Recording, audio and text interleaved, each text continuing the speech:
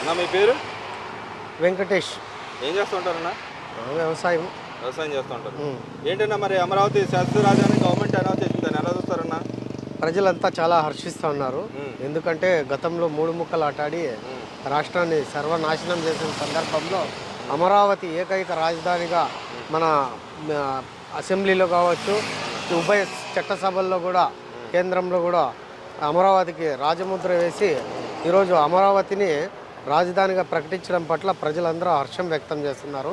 ఎందుకంటే గతంలో మహిళలు మరి మహిళా రైతులు అందరూ కష్టపడి ఇచ్చిన అటువంటి ఈ యొక్క అమరావతి రాజధాని శాశ్వత రాజధానిగా ప్రకటించిన దానికి ప్రజలు చాలా హర్షం వ్యక్తం చేస్తున్నారు. కానీ వైసీపీ నాయకులు అంటున్నారు కదా, కొంతమంది చట్టబద్ధత లేదు, మేము వస్తే అమెండ్మెంట్ పెద్ద లెక్క కాదు, మార్చేస్తామని చెప్పి ఉత్తరాంధ్ర నాయకులు మాట్లాడుతున్నారు. ధర్మాంధ్ర మంత్రి మాట్లాడుతున్నాడు, మాజీ మంత్రి గారు. అది గతంలో జరిగిందండి. ఇప్పుడు అలా కాకుండా ఈరోజు ఉభయ చట్టసభల్లోనూ క్లియర్గా అమరావతి శాశ్వత రాజధాని అని చెప్పి ఈరోజు క్లియర్గా ఇవ్వడం జరిగింది. అది ఇచ్చిన దానికి వాళ్ళు ఓర్వలేక అక్కడక్కడ ఎలా గొడవలు సృష్టించాలి, తర్వాత మీడియా పైన దాడులు చేయడము, ఇలాంటి నీచ సంస్కృతికి ఒడిగట్టి వాళ్ళు లేనిపోని అపోహలు సృష్టించి ప్రజలను డైవర్ట్ చేయడానికి ఇలాంటి పనికిమాలిన మాటలు అప్పుడప్పుడు మీడియా ముందుకు వచ్చి వాళ్ళు మాట్లాడుతుంటారు. నిన్న కూడా అయితే ఈ ఆంధ్రజ్యోతి మీద దాడి చేసిన విషయం చూసాం. అక్కడ కూడా చంద్రబాబు నాయుడు గారి మీద, వాళ్ళ భార్య మీద మళ్ళీ మాట్లాడుతుంది. రోజా లాంటి నాయకురాలు మళ్ళీ మాట్లాడుతుంది, గతంలో మాట్లాడింది. మళ్ళీ అలాంటి వ్యాఖ్యలు చేసిన వాళ్ళు ఇప్పుడు వచ్చి పతిత్తులాగా ఇలా మహిళల మీద మాట్లాడతారని ఎలా చూడుతుంటారు ఇక్కడ? ఇప్పుడు రోజా అనే ఆమె గురించి మాట్లాడడమే వేస్ట్ అండి. ఎందుకంటే ఆమె గత చరిత్ర, నీచ చరిత్ర అందరికీ ప్రజలకు తెలుసు. ఎందుకంటే ఆమె ఏ విధంగా ప్రవర్తిస్తుంది, ఆమె ప్రవర్తన తెలియని వాళ్ళు ఉండరు. అలాంటి వ్యక్తుల గురించి మనం కూడా ఎక్కువ మాట్లాడకూడదు. ఆమె అంతే నీతి నిజాయితీ పరులాలైతే అసెంబ్లీలో భువనేశ్వరి గారిని మాట్లాడినప్పుడు కానీ, అమరావతిలో రాజధాని మహిళా రైతుల్ని పోలీసులు ఈడ్చి తన్ని కొట్టినప్పుడు కానీ, రోడ్ల మీద వేరే వాళ్ళని మహిళల్ని కించపరిచే విధంగా ప్రవర్తించినప్పుడు కానీ ఆమె ఎందుకు నోరు తెరవలేదు?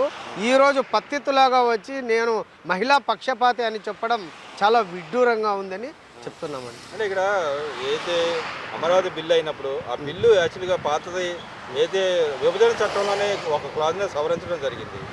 దాన్ని వీళ్ళు ఇప్పుడు వచ్చి వ్యతిరేకించడాన్ని ఎలా చూడొచ్చు అంటే, నిజంగానే ఆ క్లాజ్ని సబ్ క్లాజ్ని అమెండ్మెంట్ చేయడం కూడా తప్పు అన్నట్టు మాట్లాడుతున్నారు. అది తప్పు అయితే అంటారా? వాళ్ళకు రాజ్యాంగం తెలియదు, వ్యవస్థ తెలియదు, ఏ విధంగా పరిపాలన ఏ విధంగా ఉంది అనేది తెలియదు. ఏదో గాలికి వచ్చారు, గాలికి పోయినారు. ప్రజల్ని ఏ విధంగా పరిరక్షించాలి, ప్రజాస్వామ్యంలో ఏ విధంగా ఉండాలి, ప్రజలంటే ఏమి అనేది వాళ్ళకి తెలియదు. కాబట్టి వాళ్ళకి ఇష్టం వచ్చినట్లు వాళ్ళు ప్రవర్తిస్తుంటారు. అంటే ఇప్పుడు పార్లమెంట్ సాక్షిగా జరిగింది, అప్పుడు అవకాశం ఇచ్చారు, అప్పుడు బాయ్కాట్ చేసి వెళ్ళిన పరిస్థితి. తర్వాత వచ్చి కూడా మాకు అవకాశాలు ఇవ్వలేదు, మేము మాట్లాడలేకపోయాము, మళ్ళీ అడుగుతున్నారు. దేశంలో ఉన్న ప్రతి ఒక్కరు నాయకులు, తెలుగువారు, పార్లమెంటు సభ్యులు, రాజ్యసభ సభ్యులు, అసెంబ్లీ సభ్యులు ప్రతి ఒక్కరూ చట్టబద్ధత చేసి ఈ యొక్క రాజధాని ఏకైక రాజధాని అమరావతి ఉండాలని చెప్పి వాళ్ళు చట్టబద్ధత చేసినా కూడా వీళ్ళు కళ్ళకు కనపడడం లేదంటే వాళ్ళకు కళ్ళు లేని కబోదులని కూడా ఈ సందర్భంగా అంటే ఇక్కడ అవినీతి జరుగుతుంది, ఉపయోగపడలేదు కాబట్టి మేము వ్యతిరేకిస్తాం, 2 లక్షల కోట్లు ఒకే దగ్గర పెడతా ఉన్నారని చెప్పి మాట్లాడుతున్నారు. ఇప్పుడు అవినీతి జరిగింది అని నీవు చెప్తే ప్రజలకు తెలుసు ఎక్కడ అభివృద్ధి జరిగింది అని. అభివృద్ధి జరగలేదంటే వచ్చి అమరావతిలో కట్టిన బిల్డింగ్లు ఎక్కి అసెంబ్లీ పై నుంచి ఎక్కి దూకమనండి, అభివృద్ధి జరిగిందా లేదా అనేది. అది కూడా గతంలో చంద్రబాబు నాయుడు గారు ముఖ్యమంత్రిగా ఉన్నప్పుడు కట్టిన అసెంబ్లీలో 5 సంవత్సరాలు నువ్వు పరిపాలన చేసినావు. పరిపాలన చేసి కూడా అభివృద్ధి జరగలేదు, అమరావతి లేదు, అసెంబ్లీ లేదని చెప్తే ఏ విధంగా ఉంటుంది? హైకోర్టు పైన ఎక్కి బిల్డింగ్ పైనుంచి దూకమనండి, తెలుస్తుంది. అంటే ఇక్కడ అవినీతి ఎక్కువ జరుగుతుంది కాబట్టి మేము అప్ప చేస్తున్నాం, అమరావతి మేము వ్యతిరేకం కాదంటే ఇంకో పక్కన మళ్ళీ 3 ముక్కల ఆట మాట్లాడుతూ ఉన్నారు కొంతమంది నాయకులు అన్నా లేదు జగన్ గారు అని నేను మావిగన్ అని చెప్పి చెబుతా ఉన్నాడు. ఇప్పుడు మావిగన్ అనేది మావి జగన్ అని ప్రజలు చెప్పారు. ఈ భూములు అనేవి మావి జగన్ అని ఈ రాజధాని రైతులు చెప్పారు. ఆ జా అనే అక్షరం సైలెంట్ అయితే మావిగన్ అనే విధంగా చెప్పాడు.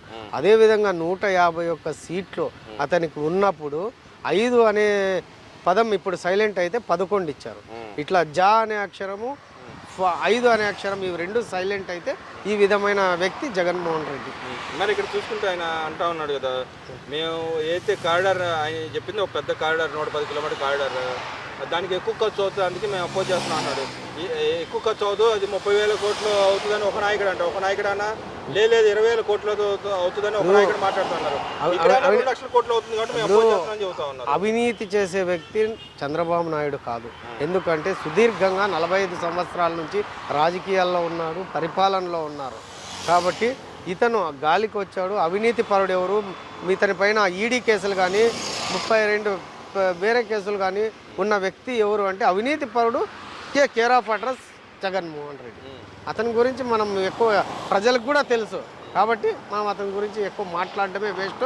అతన్ని ఎంత తక్కువ మాట్లాడి అంత మనం వదిలేస్తే అంత మంచిదండి. అదేవిధంగా రైతు అంటున్నారు కాబట్టి ఇప్పుడు మాట్లాడు మన జల్ జీవన్ మిషన్ అని చెప్పి కొత్తగా తీసుకురావడం జరుగుతుంది. దానివల్ల భూగర్భ జలాలకు కానీ రైతులకు కానీ ఏం ఉపయోగం అంటారు అసలు? జలజీవన్ మిషన్ అనేది మన చంద్రబాబు నాయుడు గారు గతంలో కూడా పెట్టిండే విషయమే.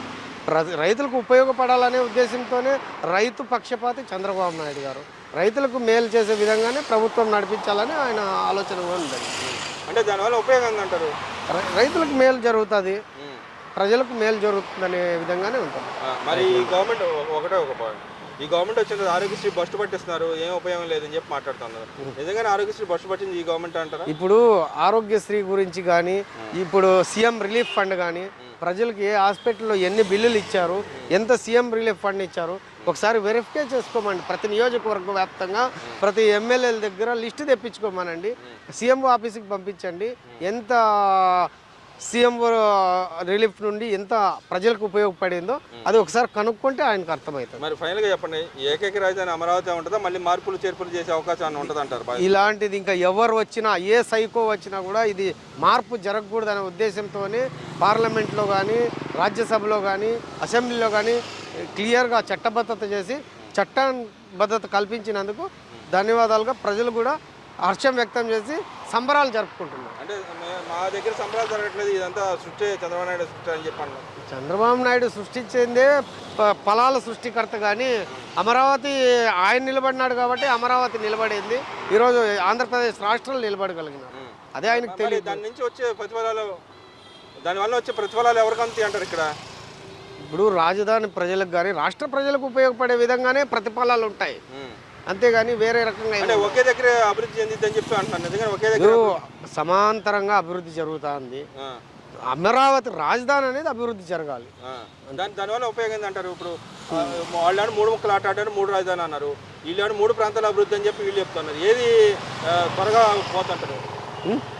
వాళ్ళు 3 రాజధాని అనేది అనౌన్స్ చేశారు, ఒక ఇటుకు కూడా పేర్చిన పరిస్థితి. వీళ్ళు 3 ప్రాంతాల అభివృద్ధి అని చెప్తున్నా, 3 ప్రాంతాల అభివృద్ధి పరంగా ఇండస్ట్రీస్ కానీ కానీ తీసుకురావడం జరుగుతుంది ప్రతి చోట. ఇప్పుడు మాకు అనంతపురం సత్యసాయి జిల్లాలో కియా ఫ్యాక్టరీ సృష్టికర్త నారా చంద్రబాబు నాయుడు గారు. నెల్లూరులో శ్రీ సిటీ కట్టించాడు. వైజాగ్ని ఎనలేని విధంగా డెవలప్మెంట్ చేశాడు. ఉత్తరాంధ్రని, కోస్తాంధ్రలో జరిగింది, రాయలసీమలో జరిగింది, పోలవరం డ్యామ్ పూర్తవుతా ఉంది. ఇంత అభివృద్ధి జరుగుతా ఉన్నా కూడా కళ్ళకు కనపడకపోతే ఇంకా మనం ఏం చెప్తాం? మరి ఇప్పుడు ఫైనల్గా చెప్పండి, రాయలసీమ వాసిగా అమరావతిని ఏకైక రాజధానిగా మీరు స్వాగతిస్తున్నారు? స్వాగతిస్తున్నామండి. అమరావతి ఏకైక రాజధానిగా ఉండాలి. మరి ప్రాంత ప్రజలు ఏమంటున్నారు? మరి మా ప్రాంతంలో చాలా హర్షం వ్యక్తం చేశారు, చాలా సంబరాలు జరుపుకున్నారు. మన రాయలసీమ ప్రాంత వాసులు కూడా చాలా ఆనందంగా ఉన్నారు. మరి రాబోయే రోజులు మీ రాయలసీమ ప్రజలు ఎవరికి పట్టం కట్టే అవకాశం ఎక్కువ ఉందంటారు? అట్లంటే ఏం ఉండదండి. అంటే ఎవరికి, ఏ గవర్నమెంట్ పట్టం కట్టే? తెలుగుదేశం ప్రభుత్వమే ఎప్పుడు కూడా అధికారంలో ఉండాలి, కూటమి కలిసి ఉండాలని మా రాయలసీమ వాసులు ప్రత్యేకంగా కోరుకుంటున్నారు.